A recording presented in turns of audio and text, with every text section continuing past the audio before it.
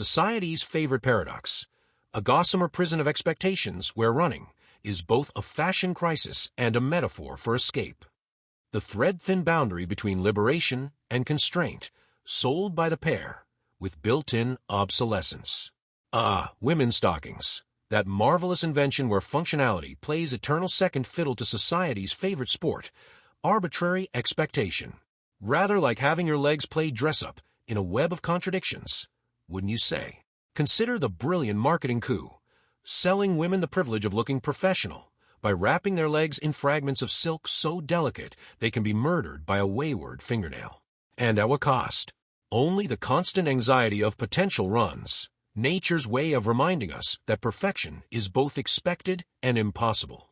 What silken snares are these that catch both eye and soul? Like Cleopatra's SP, they wind their way up fortune's leg, these gossamer guardians of mystery. Oh, what cunning threads do weave this web of wonder, where nylon dreams do mesh with mortal flesh. As Macbeth's witches wove their spells, so too do these dark enchantments cast their charms upon the viewer's gaze. Yeah, mark, like poor Malvolio's cross-gartered follies, they be but threads and air, these ladders to heaven's gate, these silken second skins that make merchandise of modesty.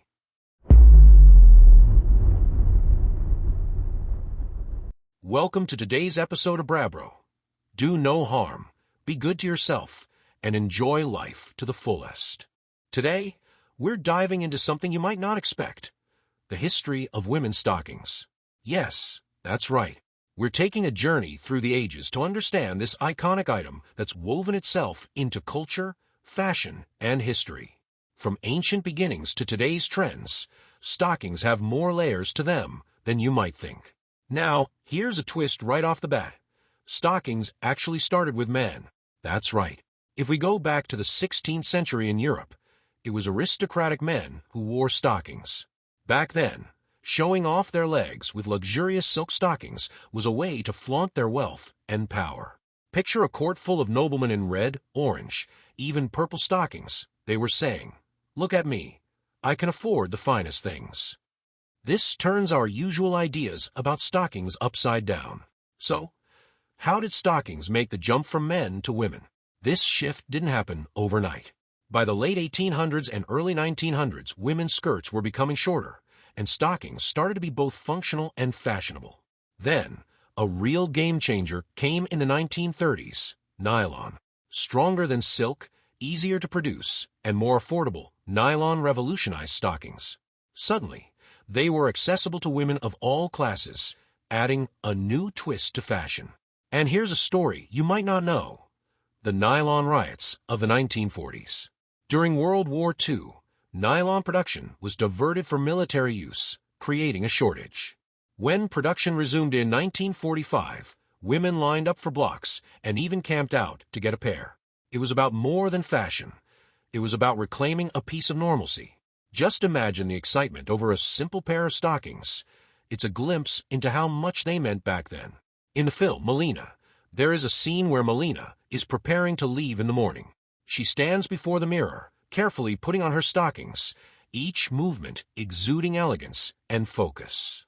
She gently pulls the stockings from her ankles up to her thighs, every subtle gesture exquisitely detailed. Her face carries a hint of melancholy, as if in this moment she is having a deep inner dialogue with herself. When Melina walks through the town's streets in her stockings, all eyes are on her. Every step she takes is particularly captivating, yet it is also filled with pressure. The townspeople, especially the men, look at her with a complex gaze. Their eyes are filled with both admiration and the predatory hunger of a hunter, as well as jealousy and malice from the women. Melina's stockings shimmer in the sunlight, symbolizing both her beauty and her fragility. In the 1950s, Lycra was introduced, adding stretch to stockings and making them more comfortable and form-fitting. Stockings weren't just functional anymore. They were becoming fashion statements. Icons like Marilyn Monroe and Audrey Hepburn used stockings to amplify their allure, while films like The Graduate added an edgier side to them, almost making stockings seem dangerous or provocative. Stockings were no longer just about covering legs. They were symbols of femininity, rebellion, and personality.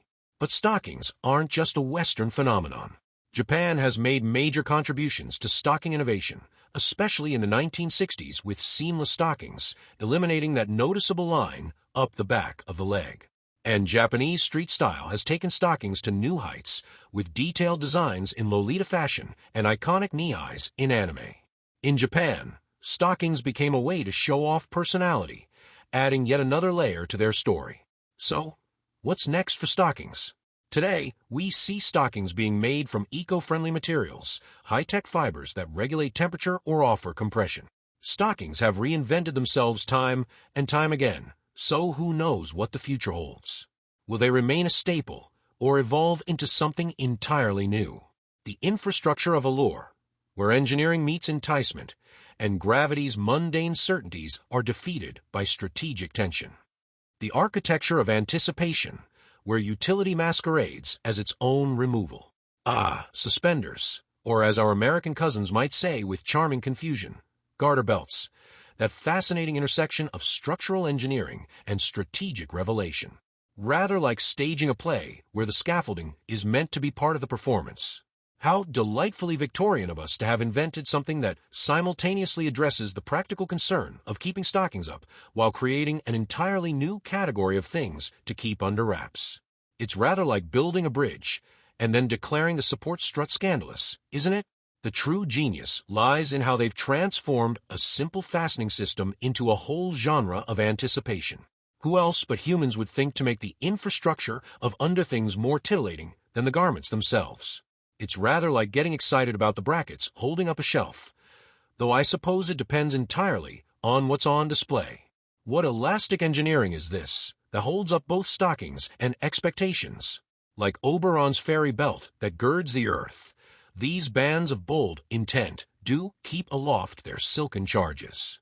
Oh, what mechanical poetry, these clips and clasps that stand sentinel, twixt stocking top and heaven's gate. See how they dangle like Damocles' sword, these metallic minions of order, these architectural achievements in the cathedral of desire. Yet soft, are they not like Hamlet's players, supporting characters that steal the scene? Forgive me if I'm getting carried away again. Let's recap. Stockings have gone from a symbol of wealth for men to a fashion essential for women, adapted through technological advances, cultural trends, and even global events like the nylon riots. They reflect society's views on beauty, femininity, and identity. Who would have thought that a simple piece of clothing could carry so much history and cultural significance?